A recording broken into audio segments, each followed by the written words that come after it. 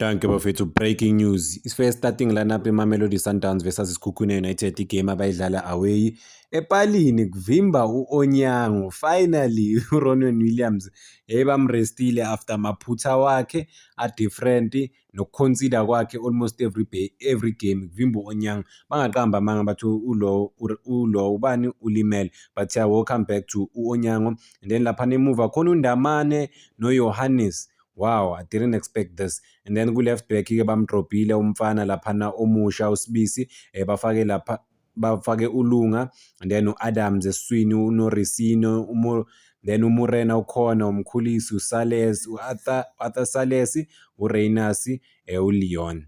Ayisi-exciting-ke le squad lesi, hayi bafowethu ziyakhala. Hey, uMudau usebhentshini, uPeter Shalile naye usebhentshini. But masibheka le squad lesi obvious ulona i-right back kuzoba uMorena, and then i-left back uLunga, uNdamane noJohannes laphana ku-back laphana ku-center back, i-midfielders. Umkhulisi sobona kumkhulisi ukuthi uzodlala i-number 10 or uzoba more centrally yena noResino, noma bazoba amaphela lapha, noma bazomnika leyo flexibility ukuthi aye phambili aphinde adrop futhi. Interesting squad. Isquad se-Sundowns ishintsha njalo. I never thought ukuthi bangabeka uKhuliso Mudau ebhentshini. Hayibo, le noma kuthiwa uKhuliso starting from the bench. Ziyakhala ku-Sundowns. Confused no coach manje, akazi ukuthi yenze kanjani. And for the first time baqala nge-strike ezu-2. Futhi for the first time in a long run akekho uMatthews usiqala ebhentshini. uMatthews phela is guaranteed ukuqala, but-ke this time around uqala ebhentshini uMatthews. So bona ukuthi abafana bazodlala kanjani, nanokuthi laba banikwe i-chance ukuthi badlale baqale manje bazozimisela kanjani. Umkhulisi-ke uqeda ucelebrate-ke uqeda ukusayina i-contract yakhe laphana ku-Sundowns. So umuntu ozobe ebheke kakhulu ukuthi uzokwazi ukwathatha ama-opportunities la bamnika wona ku-Sundowns. Sikhumbule ukuthi uqalile even the previous game. Themba Zwane missing in action. Mina I was expecting ukuthi simbone uThemba Zwane noma kuthiwa simbona lawo ma-cameo roles, but-ke it didn't make the matchday squad, which could it didn't travel with the squad ukuya laphana eLimpopo ukuyodlala neSekhukhune United. Abadlali obvious uArthur Sales uyu umuntu esizombona ebhizi laphana. It's gonna be expected ukuthi aphushe ayilwele team ukwazi ngempela ukuthola ama-results. Past 2 games ukwazile ukukora amagoli awu-2. Sithemba ukuthi uzoqhubeka momentum yakhe lo ukuthi uyakwazi ukushaya amagoli. Sobona ngempela ukuthi abadlali bazoshape kanjani. uReyners-ke uhlakaniphile uReyners. Uyakwazi ukugijima nebhola, uyakwazi ukuliprotect, uyakwazi ukulwa, uyakwazi ukuya phambili. Ziningi izinto ezihlakaniphile noma esingancoma ngoReyners mekhona laphana egroundini. Siyazi ukuthi uyakwazi ukuyilwela i-team. Deadly laphana phambili. You don't give him an opportunity ukuthi ashaye. You don't do that. Once you do that, uyazibulala, ubulala i-team yakho ngoba you bury the team alive. Akanaso isikhathi sokudlala. And then kusho ukuthi uLeon njengoba bamqalisa igame, there's something special abayibonayo ngayo umfana waseColombia ukuthi maybe angakwazi ukusave i-Sundowns kubashayela amagoli. But sikhumbule ukuthi last game azange abe negame enhle umfana, because watholile ama-opportunities khona leli lishaye la yale phezulu. But sithemba ukuthi njengoba baloke bamnika i-game time uzogain i-confidence. Siyazi if khona i-player, I think uKhuliso Mudau noThapelo Morena bacishe badlala ibhola elifanayo, ukuthi banespeed boba u2 bayakwazi ukumarka boba u2, but-ke uKhuliso Mudau i-difference yakhe ukuthi is more aggressive, whereas uMorena makuyiwa phambili futhi uversatile. Sikhumbule ukuthi-ke kuBloemfontein Celtic wayedlala laphana phambili.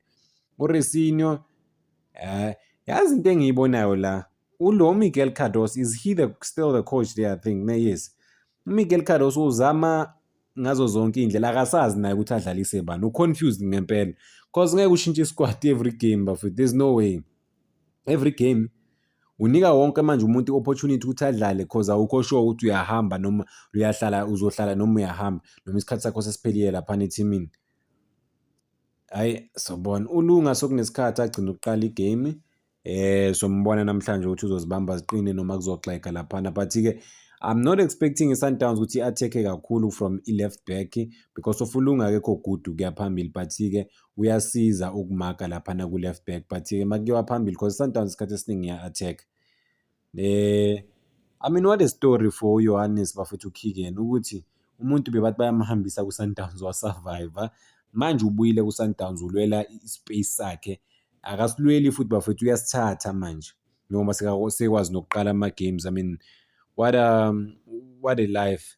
Izinto zivele zashintsha fast for yena umfana, cishe wahamba wajika wabuya. I mean it's all about for yena bafethu, I guess it's all about ukuwuphruva for yena umfowethu laphana ukuthi a-approve laphana ethimini ukuthi uyabhilonga ku-Sundowns. Mabaloke bamnika lama-chances lawa akwazi ukuwathatha, abonge nje ukuthi uyanikwa ama-opportunities. Mancane kakhulu ama-player anganikwa ama-opportunities. Ama-predictions wami for le game lena, I would say Sundowns izo-draw. If it's gonna be a bad game for Sundowns, izophela nge-draw, but I see Sundowns winning this game. But if i-Sundowns namanye basatatazela baya le nale, izophela nge-draw ye-game. Kaze iSikhukhune United-ke sibaphetheleni, because iSikhukhune United, you can never write these guys off. Nabo baba nalo iplan njalo ukuthi uma bedlala lama-game lawo, especially ama-game amakhulu, I mean they up their game, bakwazi ukuthola ama-results. Nabo bayazi ukuthi ku-important ukuthi bathole ama-results. Why? Nabo bathi babanga i-league angithi, and they're not far off from abantu bonke ababanga i-league.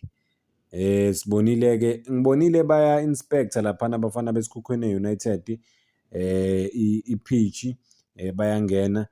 So bona abadlali abafana nabo awandi umdlali lo Grobler. So bona-ke nabanye bayidlala ngamakhehla. iSikhukhune United ayidlala ngamakhehla bafethu. So bona ukuthi uPhiri uzongena second half or uqalile igame because of njengoba ngikhuluma manje starting lineup angisazi esabafowethu. Two dangerous strikers laphana ku-Sundowns spotted namhlanje, bayi-part of i-team-ke namhlanje lena edlala neSikhukhune United. I think baya-recognize ukuthi le match lena i-serious kangakanani nanokuthi emotional kangakanani. Angeke kube lula ukudlala neSikhukhune United. Ukuba nabadlali abafana nabo Peter Shalulile no Reynas, uyazi ukuthi you are almost guaranteed ukuthi uzokora.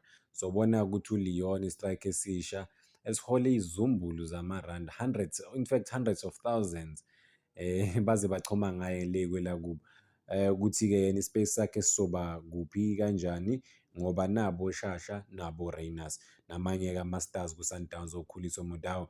Yabona uKhuliso Mudau bafethu akayindawo, hayi akayindawo. Karabo Phasha, hayi bafethu, man reporter speculate-ani, singibonile ukuthi yes uspeculateile, but-ke give us everything ukuthi is he going to Pirates, abam-approachile abam-approachanga, they having discussions, what is happening. Ungaveli ukuthi kune-chance ukuthi aye ku-Orlando Pirates, yabo siyarojwa lapha. But i-Sundowns against iSikhukhune United, njengoba ngishilo earlier on, I think i-Sundowns izoyiwina le game lena. Well, it's not an easy game, but i-Sundowns in a quality way better and greater than iSikhukhune United.